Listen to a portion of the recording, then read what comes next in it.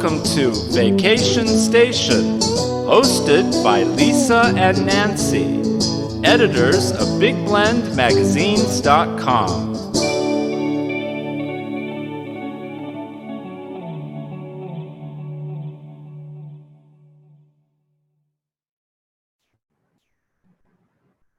Hey everybody, welcome to Big Blend Radio's first Thursday Travel Tulare series with the Sequoia Tourism Council. Now Tulare, we're talking about Tulare County. Tulare County is in Central California, and it's home to Sequoia and Kings Canyon National Parks, Giant Sequoia National Monument, and Sequoia National Forest, and all kinds of amazing agricultural and historic and art communities that really make this area a prime destination, especially popular during the summer season because you can go up into the giant forests and experience those giant trees. So to plan your visit, go to discoverthesequoias.com. Today, we're excited to welcome back Suzanne Bianco. She is from Visit Visalia, and Visalia is the county seat. Go to the website, visitvisalia.com. How are you doing, Suzanne?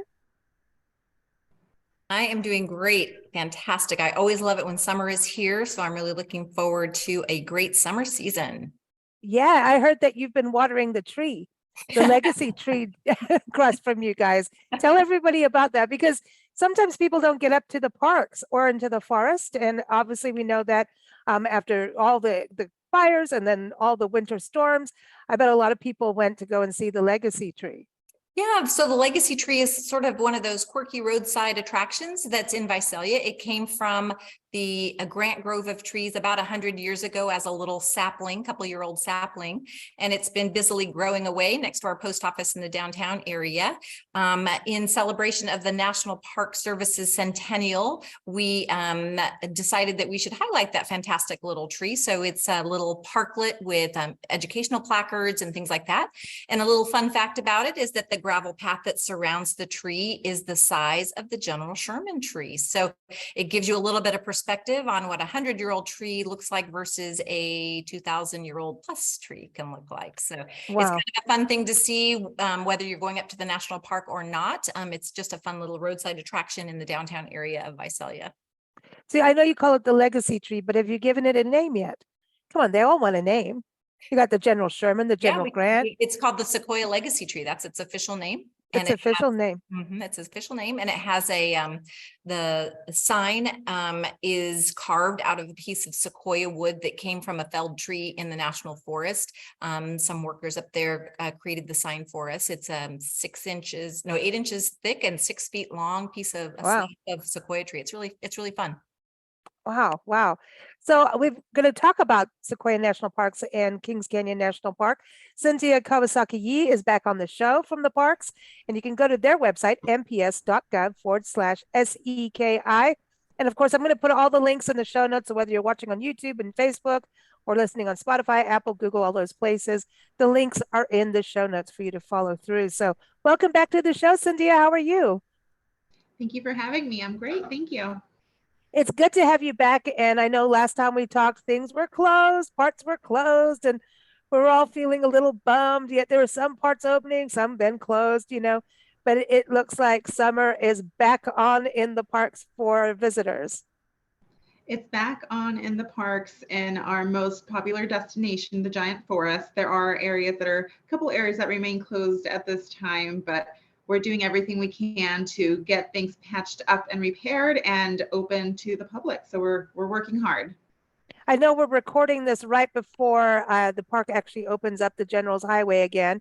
That's July 1st, right? That it's opened. So this is airing July 6th. So everything should be open, but you're saying there's still going to be work out there. So something to be mindful of. I mean, really that drive, you should be going slow anyway. Correct. Yeah. And slow down, enjoy the views. There's so much to see on your way up. You don't want to miss the wildlife. You don't want to miss, the different trees and plants. So slow down anyways, regardless. But yes, we'll have a couple, or we do have a couple areas of that have traffic lights that are still being worked on. There's some walls and things that need to be built, but we wanted to make sure to open the highway as soon as we could. And so even with road construction still going on, there's a way for people to drive around and get up to the Giant Forest, which is really popular. So people can access it from the Kings Canyon side across the top from the Kings Canyon National Park. You drive through the Forest Service, and then you end up in Giant Forest, or you can drive up from Three Rivers on the Sequoia side. So Three you can Rivers access must be Giant happy. Forest from all Yeah. sides. Oh, that is awesome, because I know everybody had to go through Kings Canyon at one point, and now Three Rivers is open, and the community of Three Rivers is like, wah. Like, no, this can't happen to our town. This is, we're the gateway, and obviously Visalia, all the communities have been affected by this, and just really, that's something we do on our Love Your Parks tours, always want to connect the communities to the parks, because even if you look at the history of the parks, they're connected to the communities. Even like one of my favorite places is Tharp's Log Cabin in the forest at Paradise Meadow, Crescent Meadow. I always call it Paradise Meadow because that's kind of how I feel when I'm there. Paradise. It is. But Tharp's Log Cabin, he was a rancher from down the hill, but his legacy is connected in the park. Is that actually open, or is that one of the places that are being worked on? No, Crescent Meadow is definitely open. Mora Rock, the Sherman Tree, Lodgepole area, and actually this over 4th of July weekend, we are opening the Lodgepole Visitor Center for the first time since 2019. So it closed down. We completely redesigned the exhibits on the interior. We redesigned the flow of the building. Really great and exciting project. It had been postponed with COVID and fires and just so many different things. Finally, we're able to get that back and open and in service for visitors. It's really exciting to see. This is really super cool. This is great news. So Big Trees Trail is open, so everyone can go around Meadow area and, experience those. I love that trail because it's accessible for people. Yes. And that's something we talked about with you, Suzanne, last time you were on the show about Visalia, really making efforts to be accessible, but also being an autism-friendly community.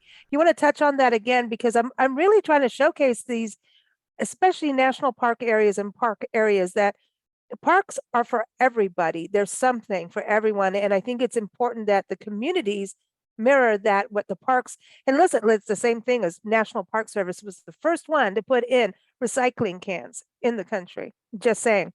So, good stuff comes from our parks.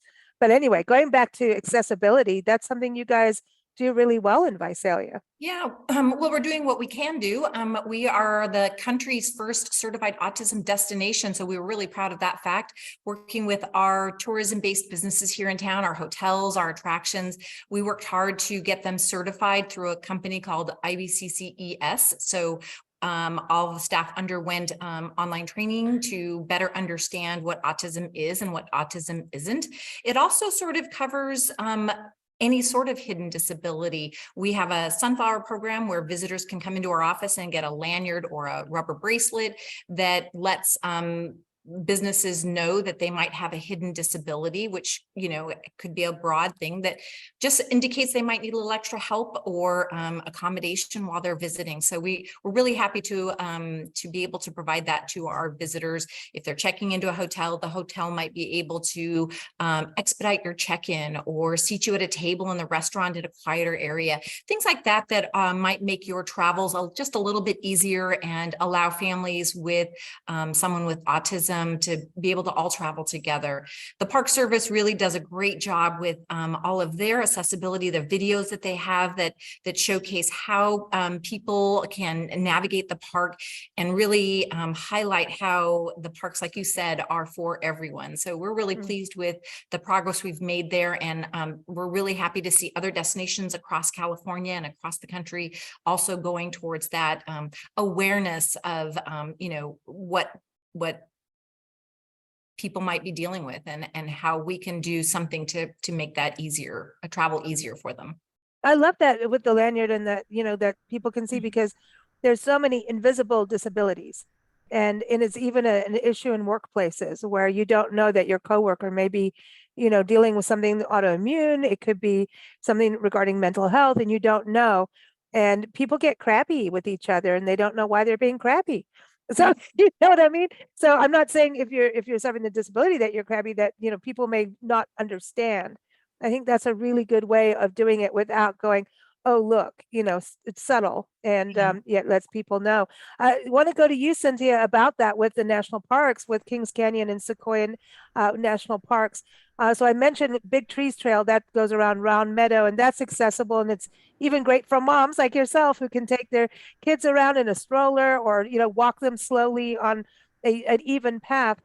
Is there any other areas that folks can know that are accessible? So many, we have a lot of trails, and we continue to expand our accessibility throughout the parks. We have a full accessibility guide that people can download or see on our website. You can ask for one at the visitor center to carry with you. It's just really important here. So the General Sherman Tree is our main attraction. There's accessible parking and a shorter trail and an accessible trail to get to that. We have, the Big Trees Trail. On the Kings Canyon side, we have the General Grant Tree, and that trail is also accessible. We have the Big Stump Trail from the Big Stump picnic area.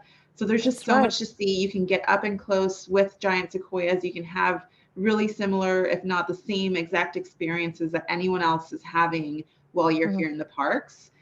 We also have other services that are not, maybe people don't even think about, but you're able to check out a wheelchair from a visitor center. So maybe you came here with your grandma and didn't realize how tired she would get from hiking or walking around the parks. And it would be really helpful to just have that extra service and being able to just, be able to check out a wheelchair to just be able to do more, be here longer, just whatever we can do to help, we want to do. I did not know that. That's a really good fact. And Suzanne, that brings me to you because I was thinking about people driving up to the park, and it is a windy road. It's the long and winding road. Paul McCartney went there, right? It's a beautiful drive. I love going in from Three Rivers. You go over the little old bridge and see the water, and you can see the rivers and, go up through there and it winds around. And my favorite time is to go in sunrise and then sunset because you can see it different sides, and you see wildlife at that time. I've seen so many bears. Most of my bear sightings are on the side of the road going up into the park. So just heads up, folks. It's a good time, good place to see them. But Suzanne, I know the shuttles are back in service, which is great. Are they, do they work with people that need extra accessibilities, especially, will they work with someone who's in a wheelchair maybe? Yeah, absolutely. So let's just be clear about the types of shuttles there are. There are two types of shuttles. There's a Gateway Sequoia shuttle, which operates outside of the park. It picks up visitors at their hotel in Visalia and Exeter and Three Rivers for the ride up into the park. Once the visitor is in the park, they use the internal shuttle, and that's open to all people that are visiting the park. It's a free step on, step off. It runs every 10 minutes, Cynthia, I'm not even sure.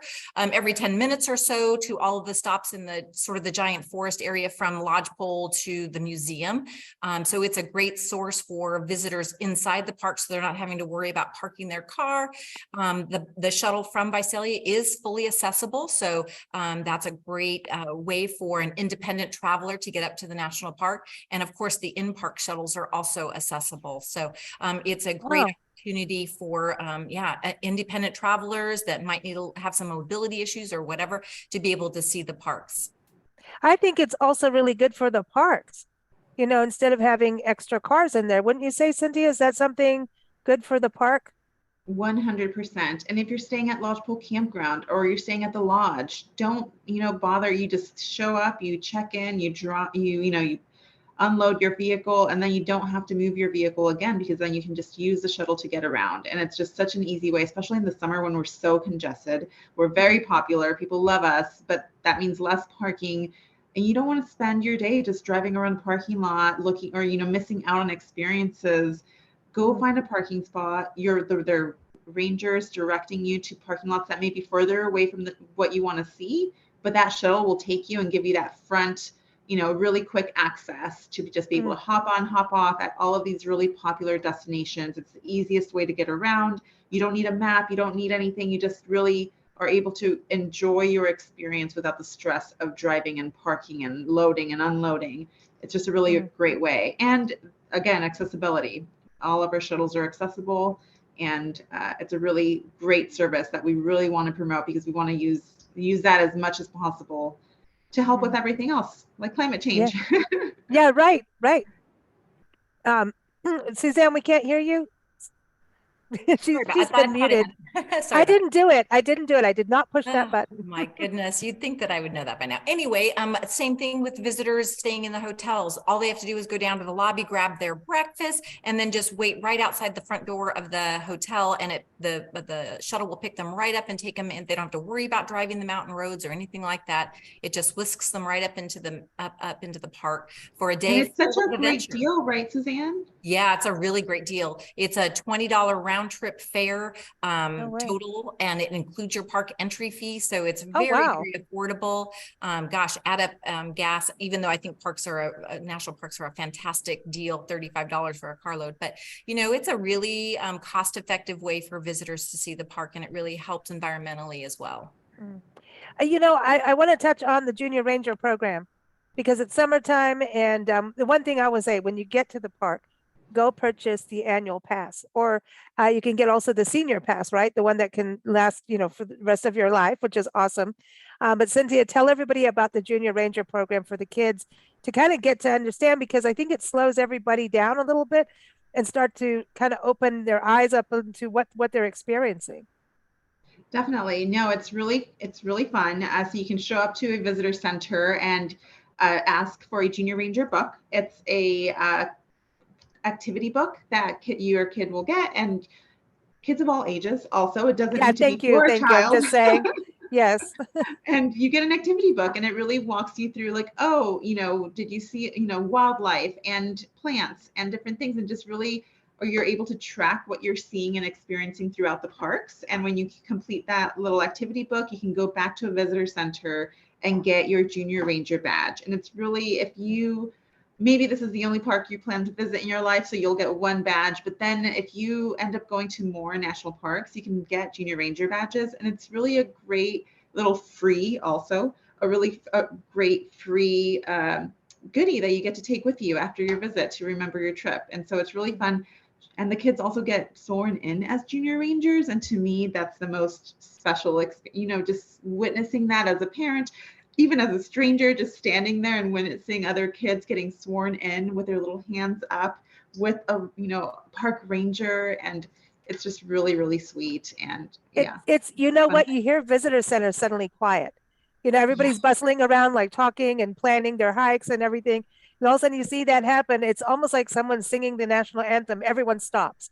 It's like someone's getting sworn in, and it's so cute. Our sock monkey, Priscilla, got sworn in, and her first Junior Ranger book and activity and badge comes from Sequoia National Park.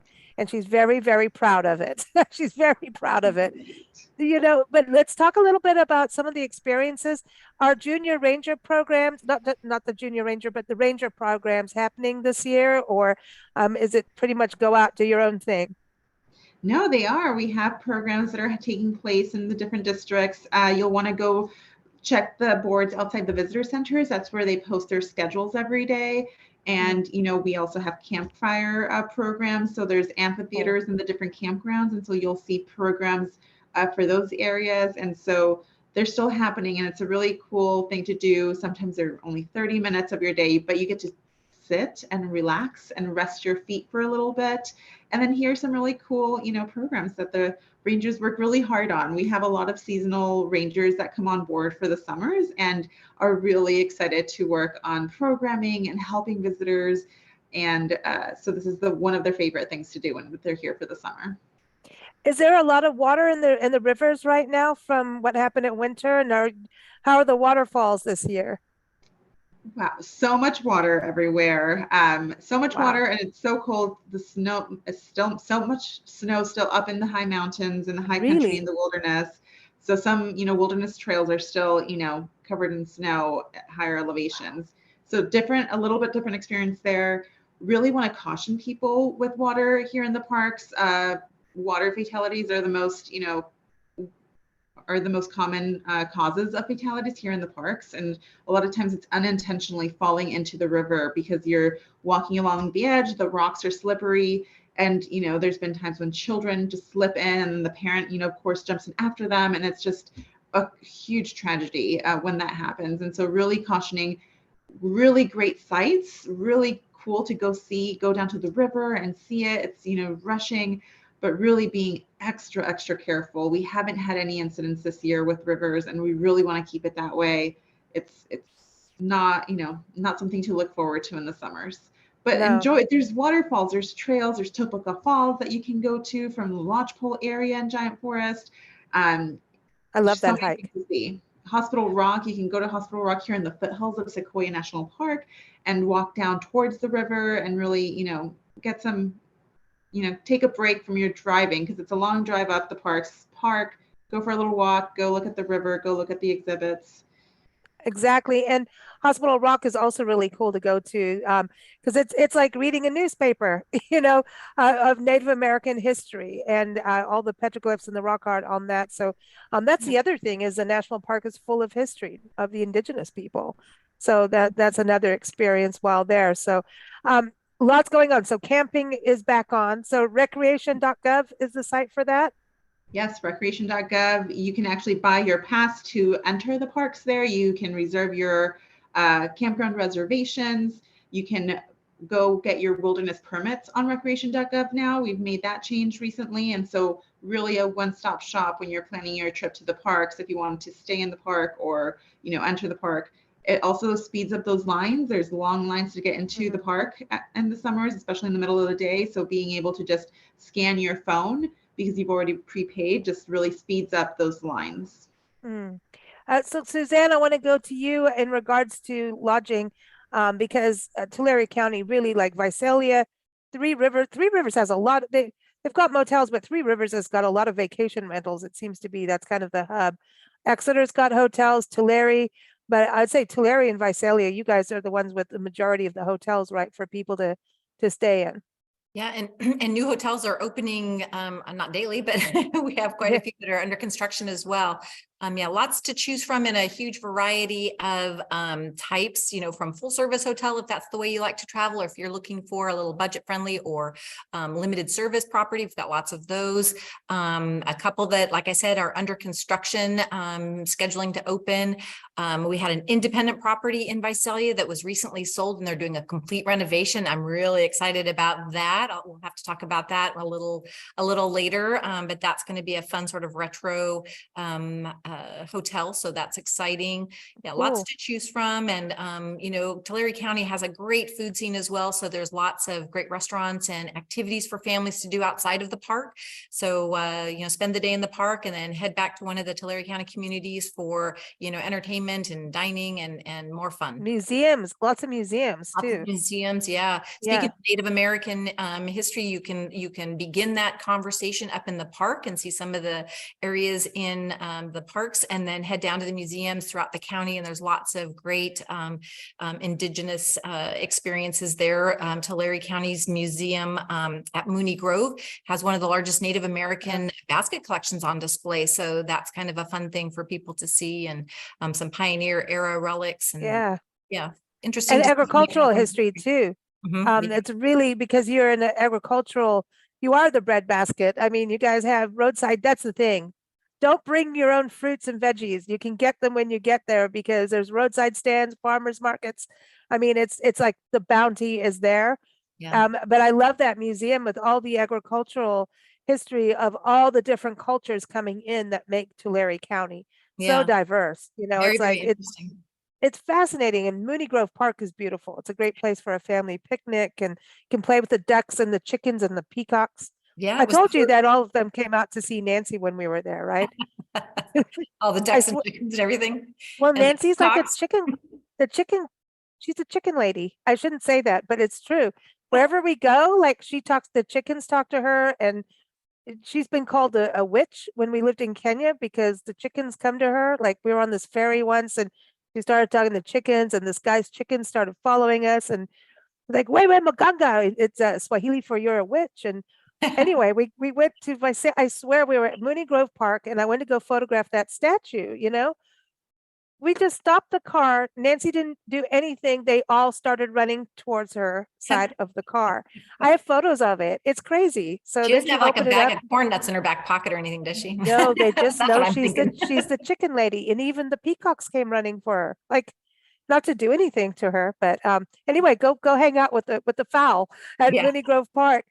I do want to touch on this because I think this is super fun about going to Sequoia and Kings Canyon National Parks. Tharp's Log Cabin, I talked about that, and I know you can see General Sherman and the General Grant tree, which are huge, and Cynthia's going to give us those numbers. But I think one of the coolest ways to understand how big and these trees are is to get inside them. And you can do that in Tharp's Log Cabin, and you can do that also in Kings Canyon. I remember there's one where travelers used to sleep overnight in there. Like seriously, they had like a little bar. Didn't they have a bar? Like I could go get a margarita.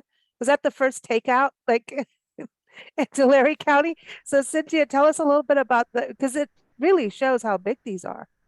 Yeah, there's a lot of different features. So in Giant Forest, we have the tunnel log, which you can drive under and drive Oh, through. that's And a right. lot of people like to stand in that little tunnel. There's the log tree that is just a fallen over tree that people used to drive on to get photos of their vehicles on the tree that's, fallen over. Then you have on the Grand Tree Trail, we have a tree that's fallen over they can walk through, which is really cool. Also really cool for children to just run through.